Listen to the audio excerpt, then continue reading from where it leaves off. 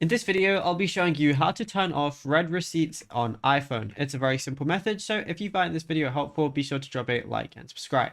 Anyways, getting into it, it's very simple to go ahead and do this. So what you want to do is open up your settings application, then scroll down all the way to the bottom and you're going to see apps at the bottom. Go ahead and click on it. And then over here, you want to find your messages application, which is of course going to be on M.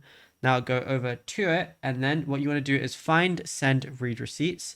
So what you want to do is go ahead and scroll down and you're going to see send read receipts as one of the options. So when you see it, it says when this is on, people are notified when you have read their messages.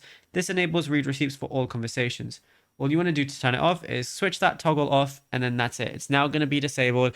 And then if you ever want to turn it on again, you can turn it on just from that exact same setting too.